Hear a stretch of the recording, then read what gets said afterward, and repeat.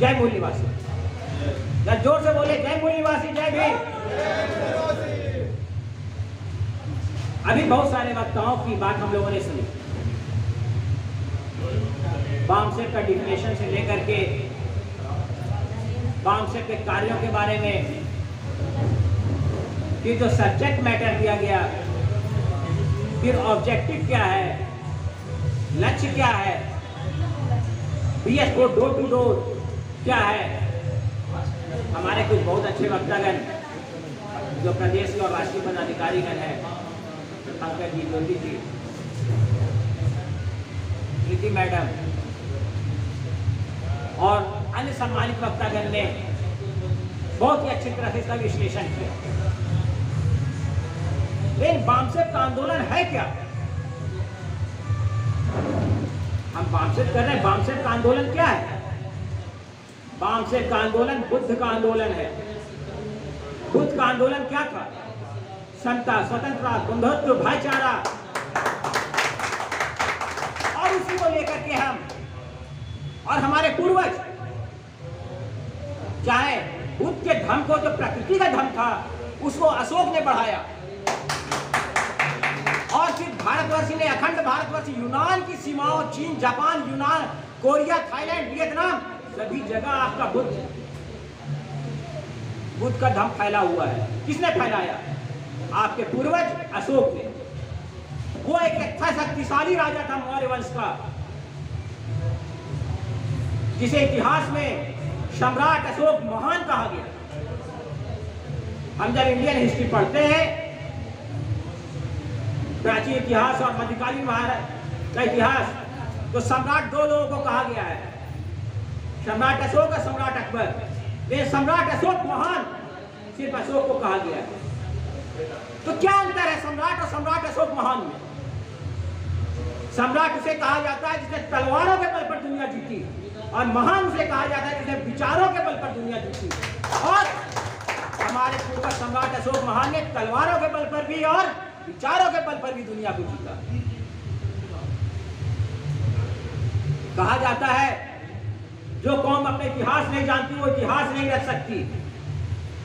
इसलिए हमें अपने इतिहास को भी जानना आवश्यक है। जिस मौर्य वंश के हम वंशज हैं, उसके 10वें शासक बृहद्रथ मौर्य को इसी मनुवादी ब्राह्मण पुष्यमित्र शुंग ने, उसके सेनापति ने हत्या करके जब शुंग वंश की स्थापना की और भयंकर कत्लेआम हुआ मौर्यों का, बौद्धों का, और वो जो क्रांति हुई, बुद्ध की क्रांति के बाद जो प्रतिक्रांति हुई, पुष्यमित्र शुंग के समय में इतिहास में उतना बड़ा रक्तपात कभी नहीं हुआ। हमारे पूर्वजों ने भी, चाहे कबीर हो, चाहे महात्मा ज्योतिबा फूले हो, और उनकी जीवन संगिनी माता सावित्रीबाई फूले, जो भारत की प्रथम महिला शिक्षिका थी, इन्होंने एक स्पष्ट रेखा खींच ली शेक्टिया भट्टी का और शूद्रों के बारे में, और हमारी मानसिक गुलामी के बारे में। जो गुलामगिरी उन्होंने लिखा, जिन लोगों ने गुलामगिरी पढ़ा होगा उन्हें शूद्रों और दलितों के शोषण के बारे में मालूम हो, और जो ना पढ़े हैं वो अवश्य पुस्तक को मंगा करके पढ़ें। और हमारे महात्मा ज्योतिबा फूले को, आंदोलन को आगे बढ़ाने वाले छत्रपति साहू जी महाराज के आशीर्वाद से हमारे बाबा साहब अंबेडकर, जिन्होंने संविधान लिख करके एक इतिहास रच दिया, हम लोगों को वो शक्ति दी, वो अधिकार दिया जो हमें कभी नहीं मिला था। जिस वेद और मनुस्मृति में शूद्र और स्त्री को शिक्षा का अधिकार नहीं था, यदि वेद का मंत्र सुन ले तो कानों में पिघला शीशा डाला जाए, उन सभी चीजों को एक तरह से काया पलट हमारा कर दिया बाबा साहब ने। और इसी संविधान को सौंप करके जब वो निकल रहे थे संसद से बाहर, तो शायद कुछ लोगों को मालूम हो, कुछ को नहीं मालूम हो, आचार्य कृपलानी जी उसे मिले और बाबा साहब बड़ा खुश होकर के निकल रहे थे बाहर। आचार्य कृपलानी जी ने कहा, क्यों अंबेडकर आज बहुत खुश हो? तो अंबेडकर साहब ने कहा कि तुम्हारे मनुस्मृति के अनुसार रानी के पेट से राजा पैदा होता था और मैंने वो व्यवस्था कर दी कि अब राजा मत पेटी से निकलेगा, किसी रानी के पेट से नहीं जन्मेगा। आचार्य कृपलानी ने क्या कहा मालूम? ने कहा तुम्हारे लोग गरीब हैं, लाचार हैं, शोषित हैं, बिकाऊ हैं, हम लोग उनके वोट को खरीद लेंगे और सरकार और सत्ता में हम ही रहेंगे। बाबा साहब का जवाब था, तुम हमारे लोगों को खरीद लोगे, बिकाऊ है जरूर, लेकिन कल अगर वो जग गए तो तुमसे बड़ा भिखारी कोई नहीं भारत में होगा। तो ये आंदोलन बामसेफ कर रहा है। वो बाबा साहब और ज्योतिबा फूले का अधूरा मिशन जो है, जन जागरण अभियान जो PS4 है, डोर टू डोर, ये वही है। अगर हम संविधान का ज्ञान लोगों को, हर मूल निवासियों को देंगे तो निश्चित तौर पर बाबा साहब का यह सपना कि जिस दिन हम जग जाएंगे उस दिन तुमसे बड़ा भिखारी नहीं होगा और हम बिल्कुल शासन सत्ता में वापस लौटेंगे। जब पंकज जी ने कहा हमारी आबादी 85% है और हमें 10 साल लगेगा सत्ता में वापस लौटने में, मैं कहता हूं इससे भी कम साल में हम लौट सकते हैं यदि हम सभी ईमानदारी पूर्वक अपने दायित्वों को निभाएं। तो बामसेफ का आंदोलन, जैसे मैंने कहा, ये बुद्ध का धर्म, अशोक का धर्म है और उसको हम आगे बढ़ा रहे हैं। ये धर्म को धर्म नहीं है, ये प्रकृति है, प्रकृति का धर्म है। और बामसेफ समाज में व्याप्त गैर बराबरी को खत्म करके समानता और बराबरी को लाना चाहता है। दीना भावा, कापड़े साहब और काशीराम जिनसे आंदोलन को बढ़ा रहे थे, तीसरे संस्थापक थे काशीराम, फिर वो पहले नंबर पर आ गए। क्यों? उन्होंने नौकरी छोड़ दी। नौकरी छोड़ के साइकिल से 3000 किलोमीटर की यात्रा की और बड़े बड़े कैडर क्लास लगाते, जिसमें IAS, IPS, doctor, engineer, professor, अधिवक्ता बैठ के क्लास करते थे। एक बार मीडिया वालों ने देखा कि ये क्या कर रहे हैं, बाहर निकले, उनसे पूछा काशीराम से, आप क्या करते हो? काशीराम ने एक लाइन कहा, मैं पढ़े लिखे लोगों को पढ़ाता हूं। तो बामसेफ यही करता है, पढ़े लिखे लोगों को पढ़ाता है। ये दोस्त और दुश्मन की पहचान कराता है। हमारा दोस्त कौन है और हमारा दुश्मन कौन है। जिस सत्य को बामसेफ ने लाया है मूल निवासी, जो बाबा साहब ने 3 वर्गों में हमारे 6743 जातियां जो वर्ण व्यवस्था के बाद इन लोगों ने तोड़ा और हम लोगों को टुकड़ों टुकड़ों में बांट दिया था, उन सबको 3 वर्गों में बाबा साहब ने लाया।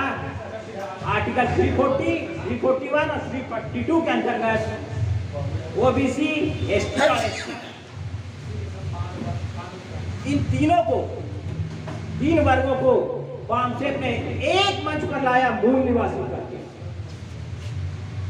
आज हम मूल निवासी बोलते हैं तो एक गौरव की बात आती है कि हमारे प्रस्तावना में जो शब्द है, हम भारत के लोग, तो प्रीति मैडम ने कहा भारतीय, कहां से भारतीय? हम मूल निवासी हैं, कभी बाबा साहब ने लिखा हम भारत के लोग। अल्पसंख्यक शब्द लिखने के लिए कहा जा रहा था, बाबा साहब ने कहा अल्पसंख्यक शब्द नहीं डाले। अल्पसंख्यक डालने से कौन अल्पसंख्यक होता? वो ब्राह्मण होता। बाबा साहब जानते थे अल्पसंख्यक वो है, तो और दूसरा अल्पसंख्यक नहीं है देश में। तो हम जो कार्य कर रहे हैं, बाबा साहब ने, आज मनुवादी कहते हैं कि आरक्षण की व्यवस्था थी, आरक्षण की वजह से तुम पढ़ लिख गए और आगे बढ़ रहे हो, नौकरी कर रहे हो। तो ये आरक्षण किस लिए है? जिस आरक्षण को बदनाम करते हैं ये एक्चुअली सोशल रिप्रेजेंटेशन है, ये सामाजिक न्याय की अवधारणा है जो हजारों वर्षों साल से हम दबे कुचले रहे। उनको उस जो गैर बराबरी थी उस बराबरी की व्यवस्था में लाना, ये व्यवस्था का परिवर्तन, ये व्यवस्था परिवर्तन की लड़ाई है। जो मनुवादियों का संगठन 1920-24 से आरएसएस जो बना, क्या नाम है, राष्ट्रीय स्वयंसेवक संघ, ये संघ की अवधारणा उन्होंने कहां से लाई?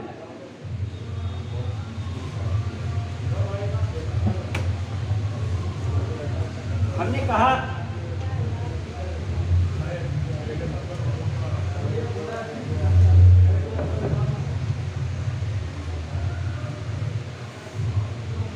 संघ की अवधारणा कहां से आई? बुद्ध के संघ को आरएसएस ने अडॉप्ट किया, आरएसएस ने अडॉप्ट किया और गांव-गांव आज संघ प्रचारक के रूप में जिस तरह से भिक्षु घूमते थे, प्रचारक के रूप में कार्य कर रहे हैं। तो हम बामसेन के लोगों को भी अपनी मूल चीजों को नहीं छोड़ना चाहिए। अभी जो समय आया है कोरोना महामारी का, तो आपने देखा मनुवादी का जो सिरमौर है, मोहन भागवत ने एक वक्तव्य दिया था, ये कोरोना एक आपदा है और इस आपदा को अवसर में बदला, और इस आपदा को उसने अवसर में बदला। कैसे बदला? ये जो आज की मनुवादियों की सरकार है, सारी सरकारी संस्थाओं को बेचना शुरू कर दिया, ये निजीकरण की ओर बढ़ने लगे। जो शिक्षा, जो सबसे हमारा मौलिक अधिकार, हमारे शिक्षा की वजह से ही हम इतने आगे बढ़ रहे हैं, शिक्षा और रोजगार, उसको छीनने के लिए सबसे पहले शिक्षा का द्वार उसने बंद कर दिया। आज स्कूल और कॉलेज बंद है, कोचिंग बंद है, बच्चे छिप छिप के पढ़ाई कर रहे हैं कोचिंग में। इससे बड़े शर्म की बात इस देश में क्या होगी कि शिक्षा लोगों को छिप के लेना पड़ रहा है। जिस मोबाइल को बच्चों को कहा जाता था मोबाइल ना दो, वो घर घर में बच्चों को मोबाइल दिया जा रहा है कि ऑनलाइन पढ़ाई होगी। तो गरीब के बच्चे जिनके घर में मोबाइल नहीं है, लैपटॉप नहीं है, उनकी पढ़ाई तो बिल्कुल बंद है। सरकारी स्कूल के जो बच्चे थे वो तो पढ़ ही नहीं पा रहे हैं। जो अमीर लोग हैं, जो सामर्थ्यवान हैं, उनके बच्चे तो पढ़ रहे हैं।